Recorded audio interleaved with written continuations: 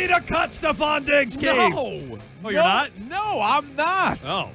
I'm pro Stefon Diggs. This is a pro Stefon Diggs show. I don't want to speak for you, but I will. This is a pro Stefon Diggs show. I want Stefon Diggs back on the team. I am okay if he's not, only if you tell me who's replacing him. And I got to give you the go-ahead on that. It's got to be somebody really, really good. All right. There's only maybe 15 guys, 16 guys in the league that I think you would say, okay, automatic upgrade. And if you're not getting one of those guys, and I bet you don't, I'm keeping Stefon Diggs. Okay. But it sounds like that may not be the team's plan. You tell me how significant of an update this is from The Athletic this morning, Keefe. Okay. And let me just get the writer's name accurately. This is Chad Graff wrote this today at The Athletic. He's a plugged-in guy. He's a well-sourced guy. I would say that is true. Over there. Yeah. So, again, Chad Graff with this update today at The Athletic. Given Stefon Diggs' contract, and we've been over this, he's due $1.5 million guaranteed no matter what. He's due another $6 million on the third day of the league year in early March once free agency gets going. Given his contract, one league source expects the Patriots to cut Stefon Diggs. Excuse me? Unless they're able to dramatically lower his cap hit with a rework contract. So you tell me, Keith, is that a significant update from Graff, or is that kind of what we already knew going in? They're not going to bring him back on his deal. Yeah. They're going to have to restructure. It does say dramatically lower. Right. But one league source expects him to be cut if they can't come to a conclusion. Is that a big update or not? I think it's just harsher language to what we've all been saying. So, like, I think when you hear it put in that context, you're like, oh, man, they're going to cut him? It's like, well, no, but on the same side, we were saying we don't think he's going to be back on the same deal. Like, all along, even during the season, we're like, hey, do you think Steph Diggs will be back for year 2 at the Patriots? And we're like, yeah, if you look at it, probably not on the current deal that he's on, but they'll lower the cap hit, maybe give him a little bit of boost in money or whatever, but make it make sense for both sides, which you see every team do every year with all different players. So I thought it would be that.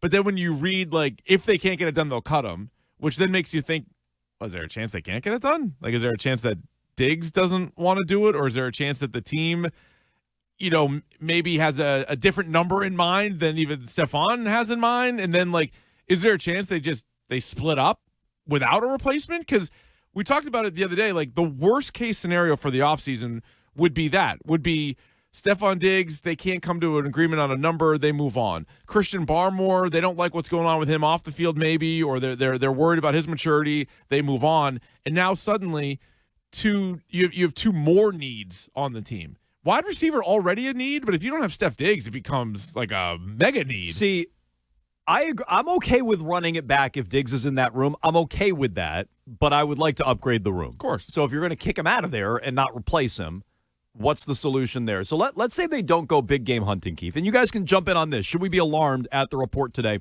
from The Athletic? And again, let me get this right. Chad. It's Graff. Okay. Had this report today. Diggs, if he's not restructured and they don't dramatically alter that number, is going to get cut. How alarmed are you by that? Did we already know that? And it's just harsher language? 617-779-7937. It's how you get in touch with Jones and Keefe. Here on a Top 5 Friday, we're going to get to our Top 5 trees coming up, Keefe, at 10:45. Yes. As we found out yesterday, Sonny Gray, tree lover. Loves trees. Maybe the biggest fan of trees there is. Loves them a lot. And so we said, very knowledgeable of trees as well. Well, or is he? He likes them. We didn't really. His knowledge wasn't really tested, quite frankly. So we're going to give you our top 5 trees coming up at 10:45 in honor of Sonny Gray. Friday 4-pack at 11:30. We also have a couple of big show updates today, Keith. Should I even give a hint of what they are? A whiff of what they are? No, tease away. 11:45. We'll announce the end of Jones and Keefe. No. At 11:45. Let's hope not. We have the Jones and Keefe March Madness bracket reveal, which opens on Monday. Oh, life comes at you fast. It's March on Sunday, right? March 2nd is Monday, so March 1st will be Sunday, correct? Yeah, we're right around the corner here. So we are going to have another March Madness bracket. We had one last year. A lot of controversy still surrounding it, but it was very fun. For sure. Best uniform, which you, the listener, or just some spam bot decided it was the Hartford Whalers. Yep. Hartford Whalers have the greatest sports uniform of all time. The Whale. There were some bad actors out there. The voting was co-opted. And it was roughly like March 5th that we were like, oh, we actually have a better idea. But it was too late. And so we've been teasing this for a full year, and now it is finally here. I'd say we've had this idea for 360 days. I agree. And it has been fine-tuned and fine-tuned and fine-tuned.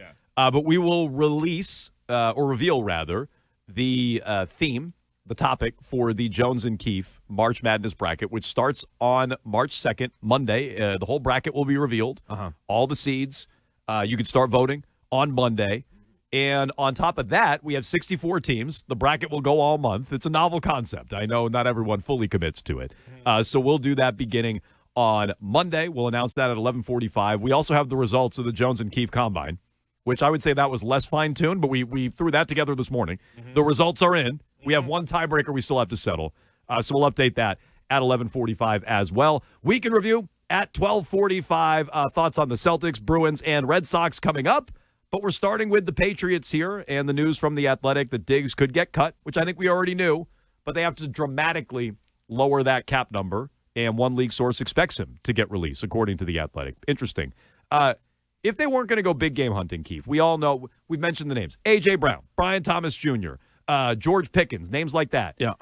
Would you rather they try to go to free agency for the Alec Pierce, Juwan Johnsons of the world, or would you rather they try to solve a Diggs replacement with a draft pick? What would you rather they do? So I would actually, believe it or not, draft pick. Based on what's there, I think Alec Pierce, to me, would end up being wildly overpaid. And on the one hand, it's not my money, but it is their money. And then that would take away from maybe an edge rusher or a safety or whatever, all the other needs that they have on the team. So I would not go after Alec Pierce. I would not go after Juwan Jennings. Not that they're bad players. I just wouldn't want to do that. I know we all fear the Patriots drafting wide receivers because for 25 years, there's like 2 good ones that they've gotten. But it's only been 1 year of Vrabel. So let's just say this is a new regime. And yes, they took Kyle Williams, and you can go back and forth on that one. But it was also a 3rd-round pick and a bad wide receiver draft class. At least is what it sort of seems like, right? At least in year 1, not an overwhelming class. So would I rather them use, say, number 31 on a receiver? Yes, I would. Me too. I'd rather that. I'd rather they go to the draft, and whether it's 31 or a 2nd-round pick, use some high draft capital on a receiver than what I think would be a waste on the Alec Pierces of the world. I do like Juwan Jennings. I don't know how realistic that one is. But there's better guys to spend the money on, right? So if you want to go pass rush or if you want to go trade and then extension, I'd rather do that than if you walked away with Alec Pierce at the end of free agency. I'd be like, This ties in with another update from The Athletic today, and Chad Graff. Yep. They are doing their homework on top free agent edge rushers, including Jalen Phillips, who's a guy who, when we had our plans, I like him a lot. I don't need to give up the pick for Max Crosby. I don't need to spend through the nose for Trey Hendrickson. I think Phillips is somebody you're going to have to spend in, but he's not the top guy on the market. But they're doing their homework on him. Oweh, who you saw from the Chargers, giving Will Campbell, among others, fits. And Boye Mafe, who we saw from the Seahawks in the Super Bowl. Boye Mafe, I should say, from the Seahawks in the Super Bowl. Those are players they're doing their homework on for edge rushers. So I like how you put that, Keefe. Would I rather spend my $25-30 million a year if they're going to go that high on Alec Pierce or one of those guys? I'd rather they spend it on those guys. Yeah, no, for sure. And I think, it's one of those things where it's hard to say how good the 31st pick in the draft, and at that point, what would he be? The 5th receiver, roughly, taken in the draft? So it's not like you're taking the first guy. It's not like you're taking the Jamar Chase of this draft. And what would be the expectation? Can you immediately slot that guy in as the number 1 receiver? Probably not. But long-term, that might make the most sense. So even though I still think they shouldn't be overly concerned about, we want to make sure we're good 5 years from now as well as we are this year. No. You were just in the Super Bowl. You should try to get back to the Super Bowl. So you want to get players that help you right now, in addition to the building block pieces and hitting on the draft. So if you move on from Diggs and then draft a guy there's a lot of pressure on that guy because I would think at some point he should be better than Pop Douglas, Kayshon Boutte, Mac Hollins, but it might not be day one, right? And so now you look at it just going into the season, would Drake May have better or worse receivers than the year before? Probably worse because Steph Diggs was really productive and fit in perfectly with the team. Yeah, I'm surprised at the backlash at Steph Diggs. And if it's legal backlash, then I get it. Oh, he's accused of something awful. He can't be on my team. I'm going to let that process play out. This seems more like it's just about the money. I don't know all the specifics. No, but I'm saying pushback on the text line, for instance, right? So the text line says, oh, well, gee, I mean, imagine Stefon Diggs after a lousy postseason and you guys want him back. It's like, well, no. Well, if you got rid of everybody that had a bad postseason, you wouldn't have any players left on offense. Including your quarterback. Right. Left tackle, quarterback, wide out, they'd all be gone. So it's interesting when you look at Diggs in his postseason. He was not very good at all. It was 14 grabs for 110 yards and a touchdown. The touchdown was incredible. Who was good on offense? I mean, if you take the whole playoffs together. Ramondre? Yeah. Booty? Yeah, Booty had an amazing catch, but it was pretty quiet for the most part. Right? I mean, like every game was pretty quiet. They won on defense every time. Offensively, they lost, and then they just lost. Offensively, they were not great. So I'm surprised at the pushback on Diggs. Like, oh, he can go just based on a lousy postseason, which he had. But you're right, Keefe. A lot of the offense had. I would get it if people were saying you can't bring him back because of what he's accused of. I don't even think that's part of the calculus right now. No, I think they're pointing to it might be the team's calculus. I'm saying from the fan base. I don't even think that's part of it. Yeah, but he didn't have a great postseason, but he also was top 16 in the NFL in receiving yards this year. I don't know. That's still pretty valuable. They went 6 years without a 1,000-yard receiver, the Patriots did, and they finally got one in him. And then I wouldn't be so quick to move on from him. I think he is not an alpha, true number one. You mentioned Chase. Twitch chat's talking about Jefferson and guys like that. Oh, they're way better. No, right. So Diggs is not that. Yeah. But he's a cut above a lot of other receivers in the league. He's not a true number one. He's their number one. And he can be the best receiver in a number of different wide receiver rooms, I think. Yeah. So you guys can discuss this at 617-779-7937. What is the Patriots' plan at wide receiver and in free agency? Some texts also want us to just break down the finale of Traitors. Hey, guys, can you just talk about Traitors Season 4, the whole show? Watched it. I don't want to spoil it for anybody because I know guys like Shime might be listening on his way home. Shime is going to watch it when he gets home today, so he hasn't watched it yet. So isn't there an outlet to talk about this? Yes, we're going to do a dork podcast like we did last year. It's going to be me and Jones, Shime, and our buddy Mac, the four-man weave, and we're going to talk Traitors Monday night. So Love that. Full spoiler, full review Monday night on Dork Podcast. Love that. So if you want that, check out the hashtag Dork Podcast on Monday. Right, no spoilers now, but it was a good finale. Not a great reunion. No, the reunion you can skip. Reunion was a waste of time. But the show itself, I enjoy. It's my favorite current reality show. Finale was great. Finale was worth watching if you haven't. Of course, after Jones and Keefe are done. Yeah. Go nowhere till 2. The other update yesterday, Keefe. Yes. This is from the NFLPA. I'm sorry. It's from ESPN. The NFLPA totally didn't leak this right to a reporter at ESPN.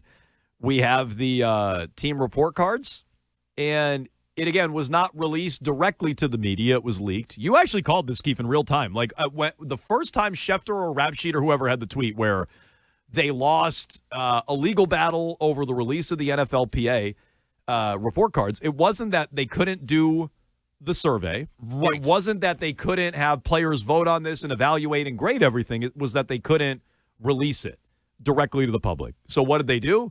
They put the thing together and found some hand-picked media members, and they released it right to them, leaked it right to them. I'm shocked. Classic. Shocked and appalled. The Patriots checked in, and this is a graduation from a year ago. Yeah, they're moving on up. 26th overall in the NFL. Let's give Robert Kraft a hello. Hey.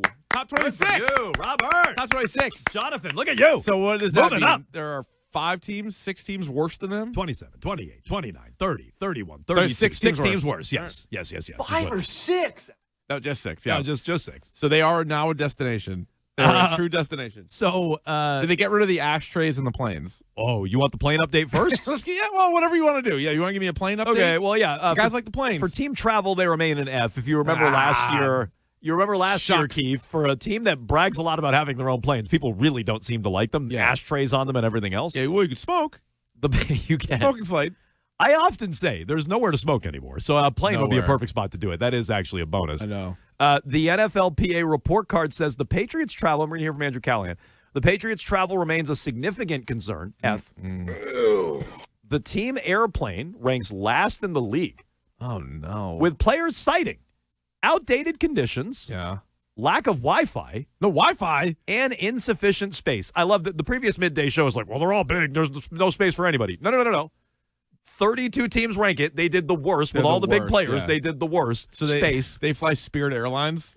Apparently. Well, you might even prefer Spirit Airlines based on this. No, dude, trust me. One player described the plane as quote-unquote borderline unsafe. The whole thing has been a disaster. It's an Borderline. I didn't say unsafe. They said borderline. The plane. Yeah, what about the pilots? They got the best pilots. Who's piloting the plane? I don't know. I want to know. Good question.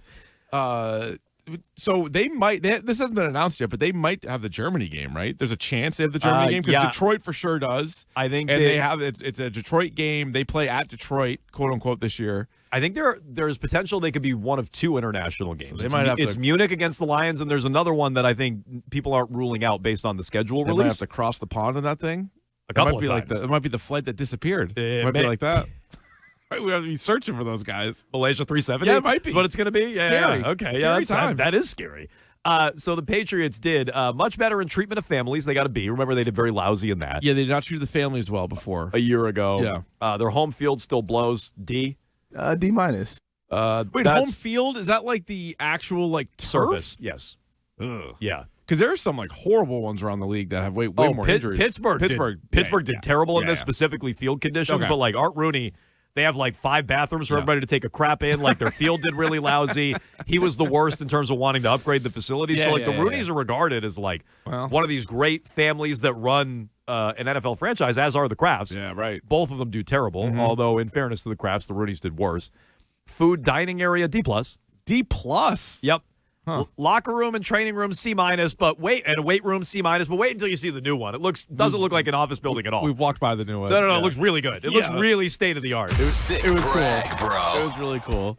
Can't wait to get in there. It doesn't look like some office building with a radio station jammed into it. It looks like a state of the art facility. They've really put a lot into that. Oh yeah. Here's where they made some improvements, Keefe, on the coaching staff. Believe it or not. Head coach A, offensive coordinator A. Defensive coordinator. I'm guessing that's Kerr. I don't know if that's him or Williams. Yeah, we don't know when they did the straw poll, but either way. B. Yeah. Our guy Jeremy Springer, B+. Okay. General manager, B+. Who even is that? I think that's Wolf. Okay. Based on title. Wolfpack. Team ownership even got a B-, which is a leap for them. But again, overall, the Patriots ranked 26. When we talk about the Patriots as a destination, I know you were joking about that. This doesn't help that. Well, no, and like better. Yeah. But it doesn't help that. No, and I just think, with all places around the league, that's one thing I think New England has kind of going against them compared to like the Miamis and the LAs of the world, right? Like this is where I choose to live, but I don't think it's where a lot of professional athletes that are from the South or from California or whatever is where they would choose to live for half the year. But so they got that working against them. But everything else, like you said, if the coach and the coordinators, and now you sprinkle into some of the key players, and as long as the money's there, they'll still go, even if they got ashtrays on the flight and they have a bad weight room. People will still sign here. So I agree. I mean, they did lousy in it last year. To your point, they're better this year. So if they're going to throw money at people, you should be able to solve all of this. Do you have all the ranks in front of you? Like, what do you know? What team came in dead last when you add up all the stuff together? Pittsburgh was 32. Yes. Right. Yeah. And I bet they still get people. Yep. You want some of Pittsburgh? Here's how they did like across the board. And they got an A for Tomlin. He's out. So they fired their A. They fired. That's part of the problem. Is that the only A they had? No, they also had an A- for special teams coordinator. Probably left with Tomlin. Most likely. Treatment of families F. Home game field F-. Locker room F-. You think Courtney would say it was an F-? Team travel. That's true. Waving the terrible towel. Courtney not thrilled at this. That's true. Team travel F. So yeah, overall rank Pittsburgh 32nd. I believe the Dolphins were first yet again. I think the Dolphins do well at this every year. Yeah, Miami. That's part of it. That's true. That doesn't hurt. I think part of that helps. Doesn't hurt at all. 617-779-7937. NFLPA survey. Updates on Stefon Diggs. What should the Patriots do with him? Are they heading for a divorce and an outright release? One source within the league tells The Athletic they think it's heading that way without a dramatic restructure. We'll get to all your phone calls on that. Again, at 617-779-7937. Top 5 Friday, top 5 trees at 10:45. Thanks to Sonny Gray. We have the Friday 4-pack 11:30. Weekend review at 12:45 and at 11:45. A couple of big-time show reveals. We are going to release the Jones and Keefe March Madness bracket, and we are at least revealed the topic, I should say. Yes. We'll release the bracket on Monday. Yeah, no doubt. And we'll give you the results of the Jones and Keefe Combine. I'm just going to tell you my arm's a little sore. Oh, boy. I'm just going to tell you that. Oh, no. You don't even want to know what we were doing. Billy's hands are cold with that I finally got feeling back. If that gives you a hint at all. Yeah, Billy almost got frostbite. So anyway, we'll update that at 11:45. Speaking of the cold hands back there, cold hands Billy with your trending, and then we'll get Billy to cold hands. cool hand Lanny. We'll get to the Red Sox right after the update.